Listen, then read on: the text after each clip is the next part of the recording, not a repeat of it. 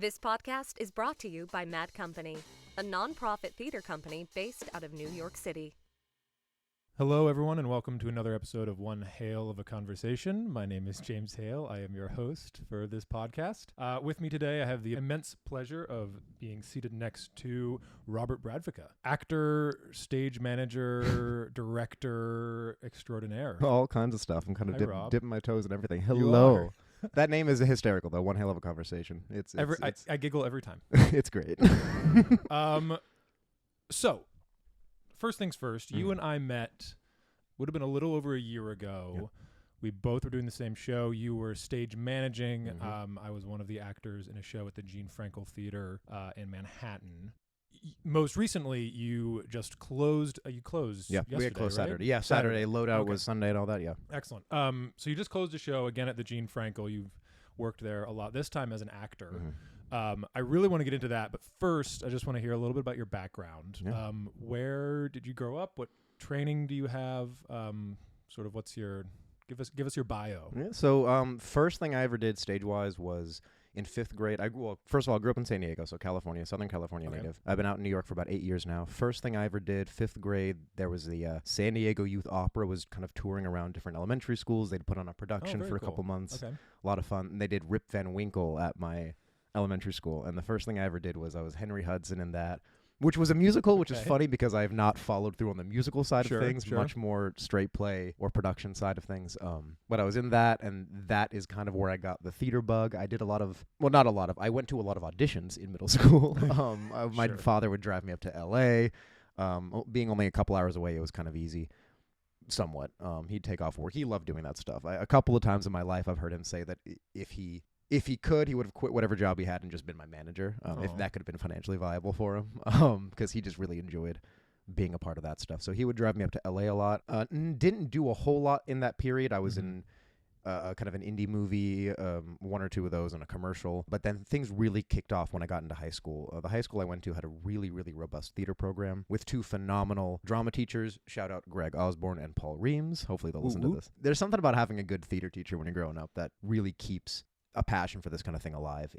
A lot of the world just doesn't encourage you to pursue this stuff. Even when it does, it's always couched with, okay, think about the other thing you're going to do as well. What's the backup plan? What's the plan B?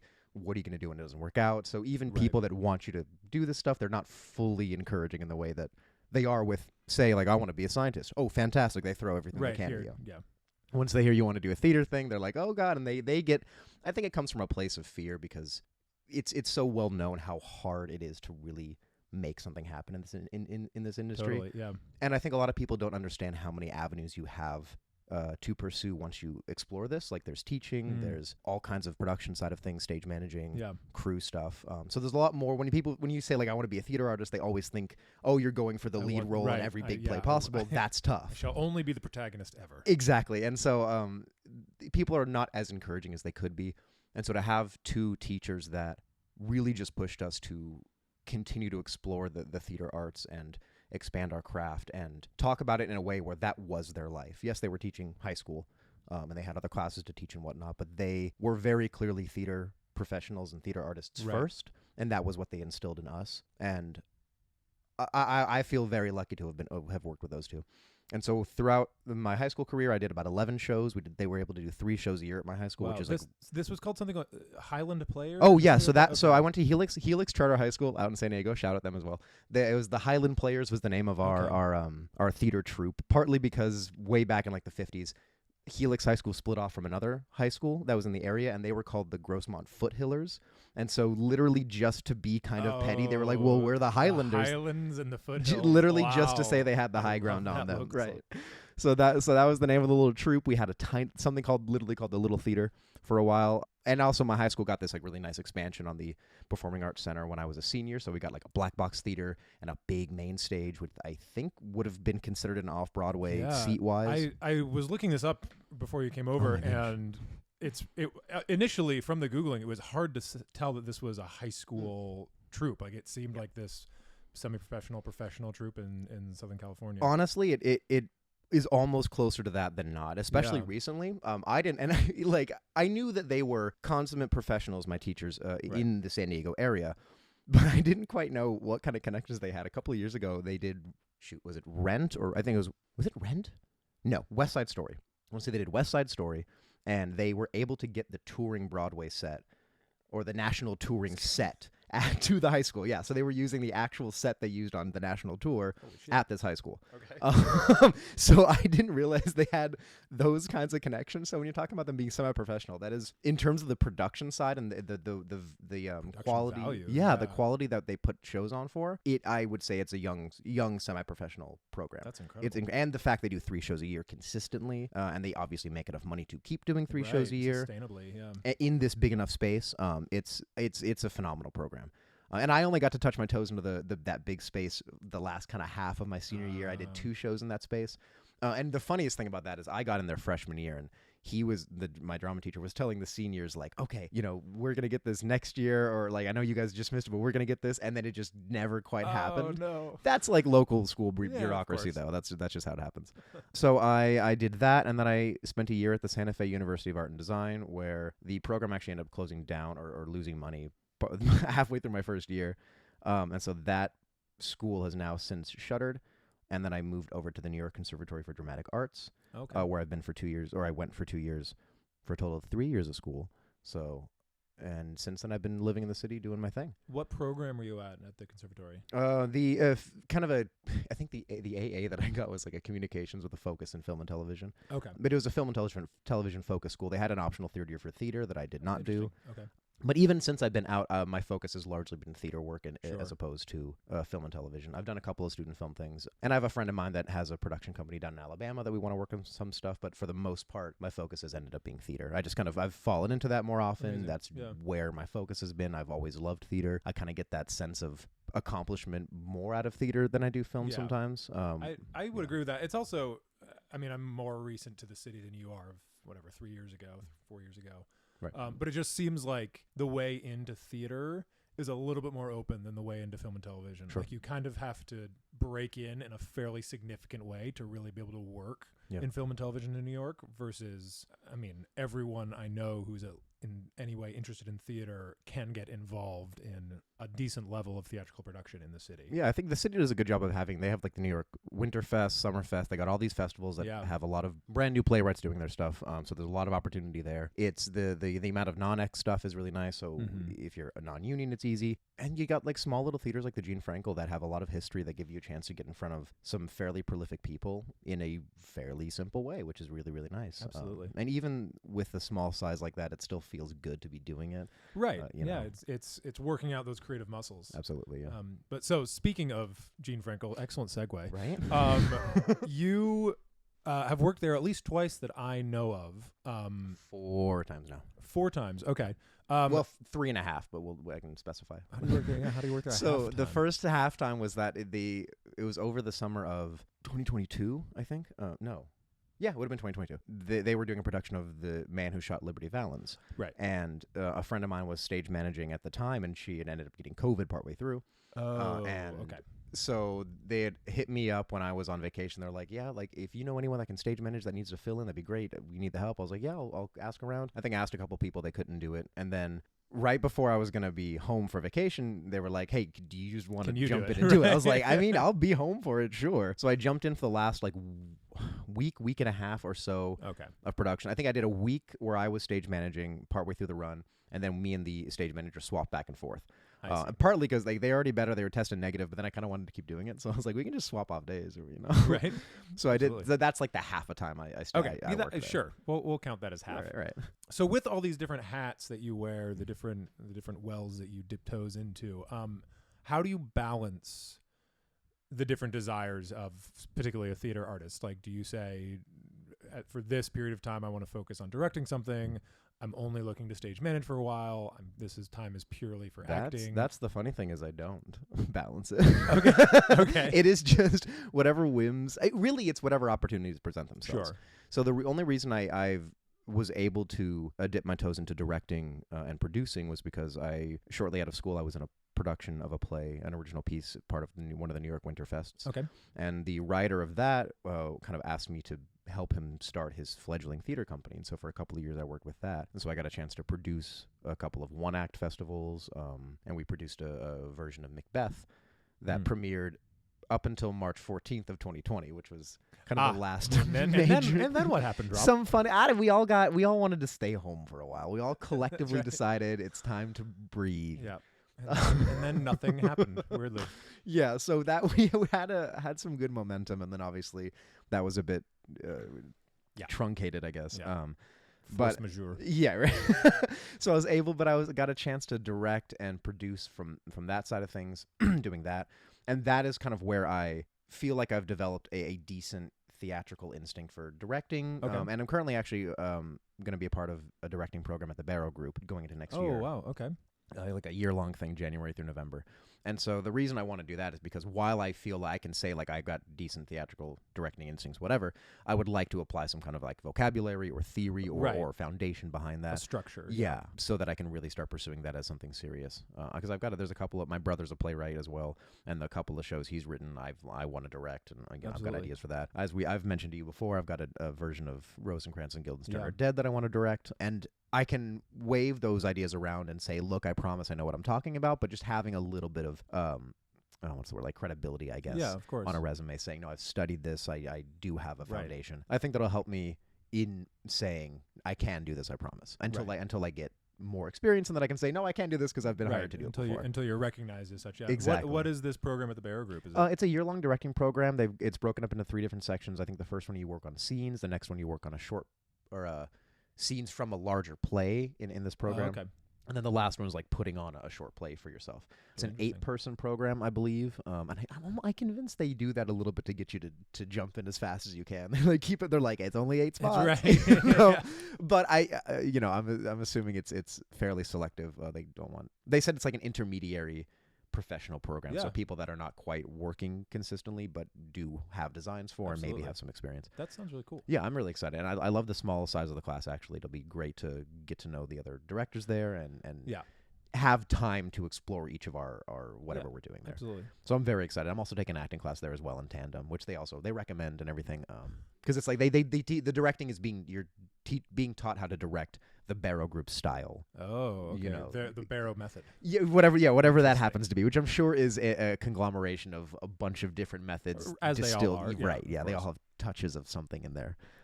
So I'm very excited about that. Good Lord, what was the question that got me into this? I don't remember.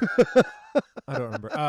My balancing all my Yes. different. Yeah, it's mainly based on opportunity. I had a chance to stage manage twice in a row, so I took it. The next thing, and then I made sure to tell him like I want to be offered the chance to perform first, and if I can, I will gladly stage manage again, because as long as I'm a part of theater in some way, I'm happy. But I wanted the chance to audition first, and the last 2 things I've done, I've luckily been able to be a part of. In the spring, I was a part of Teach Me How to Die. I was able to be part of that, and then this production in the this winter. And I know that Thomas Gordon, the operating manager and artistic director of the Gene Frankel and Onomatopoeia Theater Company, he is working on something coming this summer. So I want to keep in his orbit. I like that he hires me. It feels good. I'm very appreciative of it. That's the best thing. Finding those people. That's what I've discovered podcasting is just meeting people that'll hire you. Right. Absolutely. That's the best part of it. You are good at this, because that's another fabulous segue. Oh my God, I should do podcasting. You should do podcasts. Take my job. Don't take my job. Right, no, it's fine. So one Bradvica of a conversation does not roll off the tongue the same, I will say. Workshop that. Right. So the play you were just a part of that I want to get into, called You Are Not Alone, a modern romantic adventure. You mentioned it was written by Thomas Gordon, who does quite a lot of work, especially at the Gene Frankel, his sort of home turf. So you were the lead in the show. You played a character named Dr. Charles Vash. Vash, yes. Who is, here's what I got from it. Okay. Yes, give me the summary. A medical doctor, a scientist who gets into sort of alchemical, mystical sciences. Feels a little bit like Doctor Strange. A bit, yeah, definitely. Just kind of really smart guy gets into... In the initial draft of the script, there's a couple times I do magic spells, and initially they had wanted me to do the icon of I love you. You did that on stage once. Did I actually? Yeah, Oh my goodness. that's- Yeah. So or maybe not that. there's another character that I know for a fact does that, because initially in the script I had to do the I love you symbol for sign language. For those that don't know, pinky up, forefinger up, and thumb out. I was supposed to do that, so that was very Doctor Strange and like the hand motion. And then on top of that, they had me hold this massive book of illustrated the complete works of Shakespeare illustrated. And yeah, that's what that meant it was. And so I had to hold that. And partway through tech, I realized I'm never going to get a chance to actually do the hand motion because that book is about 10 pounds. Yeah. And I had to keep that in my hands at all times. So I was told to do the I love you thing, and I never got a chance to. But another character in the show who also does a spell got to incorporate that instead. So it still made its way. Very cool. But yes, very Doctor Strange in the way that works. So part of the Marvel multiverse. So this was an original piece written and directed by Thomas. Your character Kate, who is your wife, girlfriend, fiance, girlfriend, disappears, or we think dies one day about 5 years before the events of the play, and then you take this sort of mystical journey through different dimensionality, through time, space to find her. And that's the story. Eventually, you do kind of reconnect. Spoiler alert: you do kind of reconnect. And I'm curious, all sorts of things in this play that I'm sure were very fun, very challenging to work on. What I really like to ask people who work on original pieces, and especially when the writer is so intimately involved in the day-to-day, the direction, like how is that as a performer finding your own voice in a character that's never existed before and incorporating notes from the person who basically created this character that you now have to inhabit? It's interesting. I've now done this twice. The show that I was in the spring was also an original piece.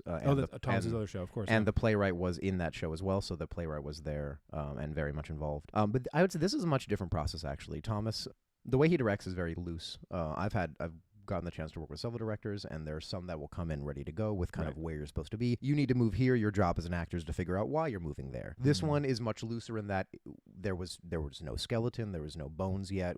A lot of what the rehearsal process was not figuring out why we moved somewhere, but where are we going to move? And so there's kind of an extra layer of, while there's some freedom in getting the chance to shape it yourself, you do, I think, miss out a little bit on really focusing in on the why you're doing stuff when you're also building the skeleton on top of that. So it's extra challenging because you're having to put the shape to it yourself. And Thomas, as the director, now has to worry about shaping it on top of hearing the words for the first time on stage and all that. So one of the nice things about having the director there as the playwright is that we can change stuff.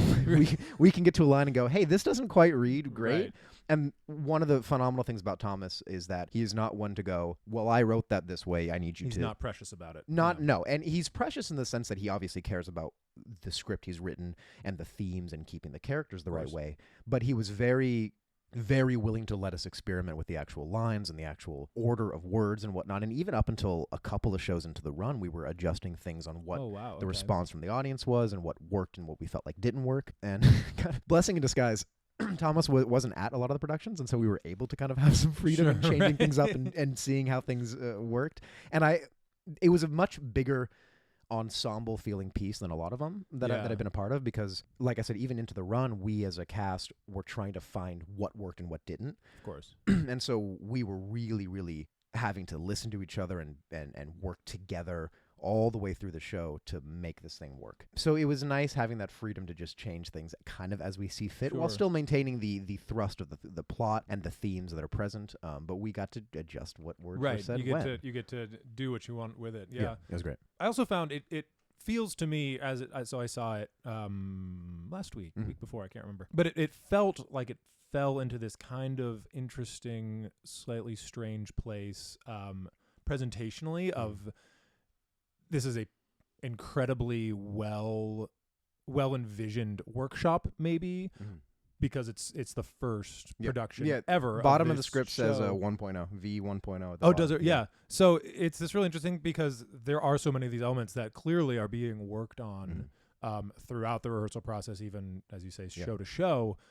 But it's also very much, the extra theatrical pieces were there. There's this full set, there's a huge cast of, what was it, 9 of you? 8 of you? Yeah. 8 or 9 of us, yeah. Like that's a large workshop cast. So it falls sort of in between this, like, we're working on this for later, and this is our final product, Yeah. which I wonder if, were there any discussions around, like, not the purpose of showing this, but any discussions during rehearsal around this is what Thomas wanted to get out of it? Is he hoping to show it again? I know for a fact he's mentioned that he would like to expand it and bring us back and everything. He had also mentioned that he had gone through several, I guess, point something drafts before this, so he had done his own rewriting and everything. Of course. I feel like there's the nugget of the story and the nugget of the theme. I think all of that is really, really nice. The general theme is basically working today to make tomorrow better, making sure that you know what you what you shouldn't put off. What's the phrase? What you could do today. Don't like putting off to Don't tomorrow. put shit off to tomorrow. Yeah, that basically that. Don't, if you can do it today, don't put it off to tomorrow. Right. Work on today. If you do good work today, tomorrow is going to be better, et cetera, et cetera. So the theme is great. I think the general thrust of this kind of like out of time alchemist doctor in kind of real time, but also like mid 2010s a bit because there's a little bit of time travel. Yeah. I think all of that's really, really nice. Mm-hmm. And I think as the cast, I think we really found some nice things about the characters, some nice depth in the relationships and everything. There's some really nice romantic aspects. I love that it's a happy ending. Spoilers again, sorry. It's a happy ending based on some old Chinese myths. I think you mentioned something about like the monkey god or something where there's a Chinese myth that this monkey god gets tricked by the other elder gods or whatever into making his monkey people imprisoned by them or something. And he goes to these gods and tricks them into signing this contract where, you know, they're like, if you give us your soul, we'll release your monkey friends. And he's like, okay, I'll do that. But then he tricks them and crosses their names off and makes all monkeys immortal or something. It's loosely based on some Chinese mythology. Interesting. Okay. And that's something similar happens at the end. Yeah. We like trick the devil, they gets put to sleep, and I cross out names on a contract and we sign that anyways. And so it's really, I hesitate to say simple, but it is relatively simple and childlike, but in a very positive way. Yeah. It's very innocent. It's a lot of love, strong today, and that's how you're going to make tomorrow better. Love, hope, reconnection, reconciliation, understanding, communication, all that kind of stuff, which I think gets overlooked in a lot of modern storytelling for how depressing things are. Right. Yeah. I mean, there's definitely the desire to sometimes move things into a more a darker, more tragedy-driven place because that can feel closer to reality. Right. And it's almost like even if it's a generally happy story, it's finding hope within this really dark and bleak thing. And the nice thing about this production, it kind of a little disappointingly that we didn't find out really as a cast until partway through the run, where it's the whole thing's happy. Even this, because there is the subject of suicide gets brought up a little bit. Presumably through the course of the play, it's presumed that my love interest killed herself, and that is why I'm searching for her and bringing her back. But it turns out she was tricked by this vision for this demon character, and so she didn't actually kill herself, and she was actually just like in limbo or purgatory or something. Right. And it's all still happy. Everything that's happening is joyous for the most part, and that's kind of what's missing, I think, from a lot of storytelling nowadays. Everything there's this trend to be, like you said, in an effort to be realistic, things just get really dark and depressing, and there's not a lot of just straight happy endings where the characters win, get married, and love each other by the end. There's a kid, congratulations, the devil's defeated, and it's nice and refreshing. And from what Thomas had told us closing night, is a lot of the feedback he got was that people walked away feeling really good about that part of it, is that it ended well, and there was nothing to grapple with that was it ended well, but or did he do the right, like it was really kind of cut and dry. Yeah, there's not a lot of ambiguity, at least surrounding the morality of the story, and I think it was actually very effective because the tone is pretty pure. Yeah. And your character, interestingly, part of this I'm just sort of discovering as we chat about this, but thinking back about it, you have this character who they're pretty clearly two different timelines. There's the now into the future, and then there's that character looking back. And thinking of this, you play the character now who's pretty jaded, who's unhappy, who's yelling at his father, who's cutting himself off from the world. Feels very clearly like sort of the darker side of the character. And then looking back at the beginning of his love story with Kate, his girlfriend who eventually disappears, and that character feels so full of hope, so not simple but pure. And I wonder, playing that, having to jump back and forth scene to scene between the now and the darkness and the clear desire to go off in time and space and find your girlfriend, and then cut scene, character 6 years ago who's falling in love with this woman and has no guile whatsoever. Like, was that a hard dichotomy? That to was jump back honestly and forth my between? favorite part of doing it, I think, was that initial flop back and forth. And the change really that I feel like all I feel like I did was kind of drop my voice like a half an octave between the two. I didn't notice that. It's so interesting. I that's what I feel like is all I did. I'm sure, and I hope that there was something deeper in terms of like an acting craft that I like added to the character, or whatever, or like my circumstances. That's effective, right. If I'm fooling the audience, that's the important part. But that was honestly one of the more fun parts about it. The first scene opens like you said. My dad's there, and I'm frustrated at him. He's bothering me. I'm actively working in that moment to make a spell to find my girlfriend again. And so I'm very jaded. I'm only excited about the ingredients I'm finding, and I'm brushing off everyone else that's coming to talk to me. And then right after that, I jump through this portal.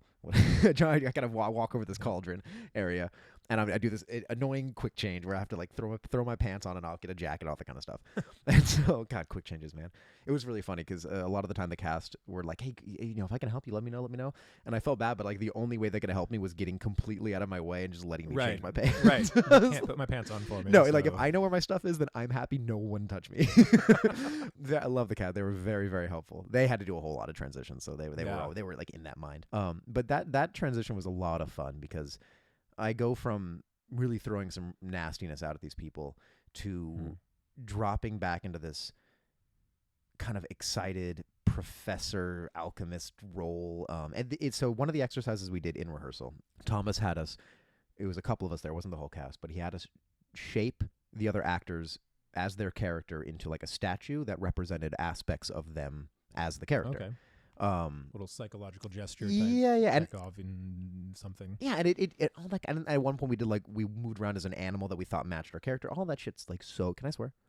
Sure. There's not a lot of rules. Fucking it. No, okay. A lot of those games feel very silly, purposefully so. I think the silliness loosens you up because once you get into it and you realize how silly it is, you tend to shed a lot and do more than you would if you were thinking about it more actively.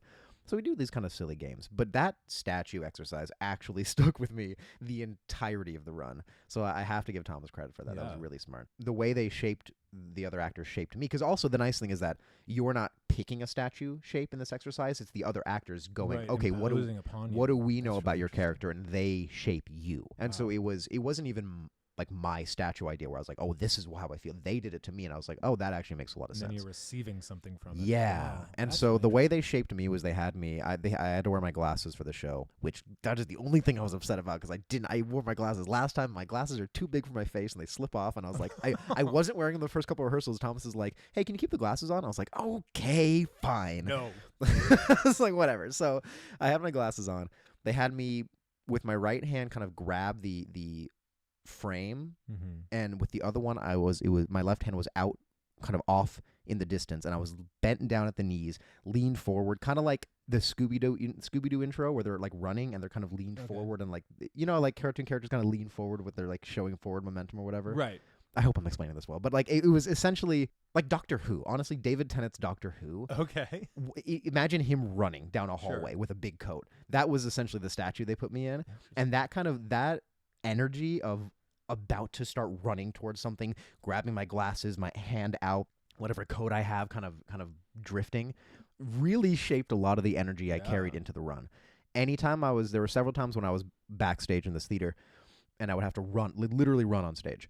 And I would essentially just like drop down into that shape backstage, and then whatever my cue was, I'd run from that position, and all that energy, all that kind of kinetic energy the statue position had, pushed into the scene and really, really helped with that, especially the past Doctor stuff. Yeah. Really helped heighten that energy and that sense of adventure with the heisting, and because he's also steals shit. He's like a thief. It was part of his character. A lot of lives. Yeah, alchemical stuff, doctor, thief, whatever. And so it's all that kind of adventurous, youthful, naive energy, and that statue position was a lot of where that came from. Surprisingly, that's super cool.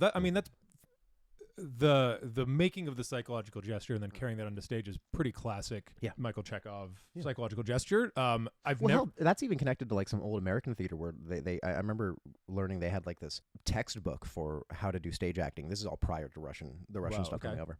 And they would literally have like, if you were conveying sadness, your feet were like this, your hands were like this. Oh, like sure. it was all based in gesture. So like sadness is The gesture gestural, to yeah. be, happiness is gesture for. Like, and so it even, I think as that develops into this kind of psychological stuff where instead of you have to pick a position on stage to tell the audience what Right. you're feeling, you can still use those positions, but then to naturally find that Flow emotion, through, right. you know. That's what I've never heard of having the actor adopt a pose that someone else puts on Right. them, though. Right. I wonder, I mean, I don't know how often you do this exercise, Mhm. but while doing it, did you find that you both obviously got this very effective gesture from it? Yeah. Was there times where you were put into a gesture and you thought, I don't really know if that works, or you received something that like you weren't expecting and didn't want to carry into the character with you? Actually, so what was nice about that is we did it the one time. Okay. We had like 2 or 3 gestures, I think, for each person. And one of them I actually forget, so it clearly wasn't as important to me. But the 2 that I do remember, the one that I just described being the most impactful. But then there was a second one where somebody else had me like kind of bear hugging a giant cauldron and stirring, and I would say bate bate chocolate, which is just stir chocolate, I think, in Spanish. Okay. And so that, I mean, that position didn't carry much over, but that kind of the silliness behind. Very fun. Yeah, and that actually is what stuck with me about that, because I remembered that pose the entire run as Of well, course. mainly for the silliness. But again, about halfway through the run, as an ensemble, we all collectively came to the realization that we were kind of missing some of the comedy. We weren't playing it very serious, but we were playing all the characters very real in how they would act in this situation. And I think for the first couple of shows, we missed some of the fun. And then just remembering that, like, stupid little gesture game and the fact that I was even using one of them so seriously throughout the run, I think that silliness is what stuck Brought with some me. levity Yeah. to So it, not yeah. necessarily the actual pose, but what that pose represented in the mood of that Absolutely. rehearsal. And that's what ended up fueling the kind of collective cast realization that we need to be Right. being sillier. And Right. that didn't lose any of the more meaningful moments. It just heightened the funnier ones. No, totally. So And actually, I think probably my favorite part of the show was there were a handful of really very moving moments on stage. It tended to be actor to actor, like Sure. there were the two-hand scenes. You and your father had several really nice moments. You and Kate had several really nice moments. Kate and her mom. yes. So I was very impressed with the quality of the ensemble acting, especially in a show like this that moves really quickly through so many different places, and you're dropped into a fairly unexpected scene, both temporally in the plot of the show, but also all of a sudden you run on and have this scene with someone you haven't been on stage with before. Right. So you and your castmates are very much to be commended for that. As you got to know this cast better, working on original material, was there anything that, so collectively you decided to bring some levity into the show? Was there anything that you discovered right away that you thought this is like something we need to hold on to, or was it pretty much you discover as you went through? And that's the nice thing about having this show ran for 16 shows. 15 we had one canceled, but we ran for 16 shows. Equity showcase rules and everything, so you get a chance to naturally things end up developing anyways. With 16 shows, you're doing live theater. Audiences change every night, so you're getting different reactions, and something's always adapting or living and breathing and changing and evolving. Different every night. Yeah. I think one of the things we realized early on is at the very end, there's a bit where there's this demon character, and initially they're presented as my lab assistant for all intents and purposes. And you have this lab assistant that reveals themselves to be a demon, and so the next time you see them is at the very end when we're in hell, and they change their makeup, they got a different outfit on, they're much more energetic, like yelling and screaming, like this is the deal, we're gonna take your soul, Right. da, da, da. And kind of tying back to, well, not tying back, I haven't talked about that yet, but a lot of my training through school was through Meisner training, which is very much about putting everything on your partner and listening and receiving. And after doing the table work and knowing the script and knowing the lines and knowing your wants and objectives and all that, you shed that away, you give all that to your partner, and you just respond to what they're giving you. And one of the things that we discovered wasn't even a discovery for me, it was my love interest, Kate, and the demon. There's this little bit where the demon comes on and says, like, what is the actual line? they have a line. They go, "That is the deal," and the demon characters started getting like louder and louder every night when they were doing this. And one night they really like, "That is the deal," like just screamed it. And so my love interest has a line after that saying, "Well, now we're making a new deal." And for the first couple of shows, it was defiant, but very much serious, if you know what I mean. Like, now we're making a new deal. This is what da-da-da. Well, a couple nights in, she kind of throws the seriousness, not away, but she starts matching more the energy we're getting from the demon character. And she goes, "That is the deal." She goes, "Well, now we're making a new deal." She has this ridiculous pose, points at her and everything. And that got the biggest laugh It was very funny. of the run so far. And so once she did that, that was one of the impetuses for all of us to go, okay, we need to play up the silly. No one's going to not believe, well, everything happening is ridiculous anyways. So we don't need to, not everyone needs to be the straight man. Right. Obviously, we're in hell. I just did a carnival game with my old partner whose life sentence in hell is being a carnival barker. So like nothing makes sense. Like if this devil's like screaming at us, we can scream back. That's fine. And so that was one of the things we discovered early on, and that helped us. There's another little bit where these two of the other supporting actors who had played other characters in the show put on these demon masks, and they run across the stage and they bark and yell at my love interest. And initially they had started out as just like city goers who were drunk, and it was much more like just annoying. Right. And then we got these fucking demon masks, and they started just barking and making animal noises instead. And that was so much funnier than them trying to be like these this underground version of New York, and these are just party people when they were just ridiculous demon animal things. Yeah, they're like weird, like twisted satyrs. Actually, that's the best one. Yeah, and they just made noises instead of trying to be drunk, and that was so much funnier. That was very. And I think it was after we did Kate did the whole like actress's name is Charmian Bird, by the way, if you want to follow her. She also streams on Twitch, I think. So go give her some follows. But she after she did that kind of like, now we're making a new deal, made that kind of silly, then they started doing these barking animal noises, and we're like, this is absolutely ridiculous. And leaning into that is what unlocked a lot for us, because then we like added a bit where I chase the demons on at the end and I bark back at them to get them to go away, and that was like made up I think a week into the run. And all of that stuff just worked so much better than trying to play every moment the straight way. And it was those discoveries of silliness that really kept the run going. It was a very strange as an unexpected and fairly delightful twist that like, because so you're on Earth, you go through limbo, back in time a little bit, back in time, and all of a sudden hell is like where the most fun is. And there's something pretty twisted and pretty subversive about that really played very well. Yeah, it's really funny, because the first introduction to this hell place is a carnival barker scene where there's all of a sudden this shooting gallery, and the costume that the guy that's playing my old partner's wearing is this like pinstriped candy cane barbershop quartet outfit, and it's Van Dyke. Absolutely ridiculous. And you're like, what is going on? It was so that whole last act became much more fun as the run went on. I'm for sure. Yeah. Well, it was congratulations on Thank the you. show. Thank you. It was very, very entertaining to watch. Thank Your role was very impressive. You did a great job. Thanks. I'm curious, what's next? Ooh, what should you try on? So I'm focusing on the Barrow Group stuff next. I know, not to throw you under the bus, I know that you're planning on doing something soon with your theater company. Yes. And so, no pressure, but I am thinking about that. I have adored doing the last two things being original pieces. I absolutely love creating a character and discovering all of the initial stuff myself. Good Lord, do I want to do a show that I know has been written already? And that's no condemnation on any script that I've worked on. It's a different process. Yeah. Creating something from the ground up is unbelievably satisfying. And being able to say, because whenever the show gets done, hopefully I'm a part of You Are Not Alone Part 2, Electric Boogaloo, whatever, whenever this version 2 happens, or this version 1.5, whatever Thomas wants to do with it. And I hope he continues, because I do think, like I said, the story has some really nice themes, and I think it's lovely how simple and happy the ending is. And I actually think it's an important story to keep working on. But that being said, even if he discovers the better version of Dr. Charles Vash in, Timothy Chalamet, whatever is how it's bound to happen. So takes all our roles. Right. And so even if it's somebody else, being able to be the first one, or to say that I was the first one to put anything to this character, is really something special.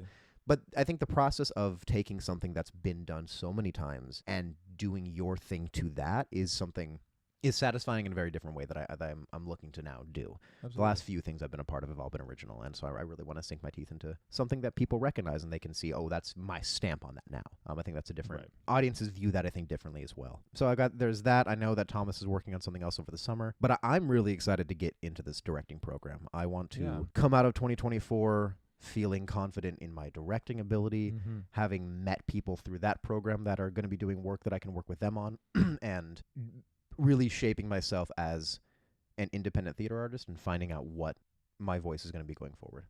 I think very cool. Any type of theater I'm able to be a part of is what I want to be doing. There, I don't get the same kind of rush that I do with theater from anything else. And so whatever direction I'm going, it's theater. And I think putting my feelers out to do this directing stuff and now having the chance to do a couple of fairly prominent productions in New York. I'm very excited. When does the directing program start? January. It gets going right away. Wow. Yeah. So you're I'm beginning done. soon. I'm jumping in. It's funny because I don't like school, but I love acting school. Well, because for those listening, acting school is hardly school. And it's much more fun. Yes, having done a master's program, it's Right. a whole different breed. Robert Bradvica, do you have handles or anything that we can if you want to follow on? me on Instagram, it's at Robert L. Bradvica. Bradvica's Bradvica. I think my picture is like me in a suit, which I got to change soon. I got to get new headshots. But that's my profile picture right now, at Robert L. Bradvica. I unfortunately don't have a website yet. I'm working on that. I also don't have representation. If anyone is listening that represents people, I would love to be represented by somebody. Yeah. There you go. It's I love being CAA come calling. Yeah, right. It's great being a hustler, but I absolutely hate it. Right. I would like to be given roles now. Well, thank you so much for joining us. Any parting advice for our listeners? Advice? Oh man. Thoughts, theories. Yeah. On my way over here, you know those phone charging stands that they have around the city? Yes. Those like I forget what they're called, New York Transit, whatever. I saw a picture that was like in New York history, right? The picture was from 2001. New York history in 2001. Yeah, it was just like it was black and white too, which bothered me for some reason. It was like Right. New York history Back before they had color yeah, photographs. 2001. I'm like, I'm In used the to seeing 21st these say century. like 1960, 1950. I'm like, why? Interesting. So that's my thought is I'm old now. Right. 20 years ago is considered history, and I remember those days very Good clearly. God. It's been an absolute pleasure speaking with you. Thank you fantastic. Thank you for so making much. the trip out here. Oh, of course. Thank you all for listening in. This has been one Hale of a Conversation. I'm James Hale, and we hope to speak to you again very soon. Bye-bye. Adios.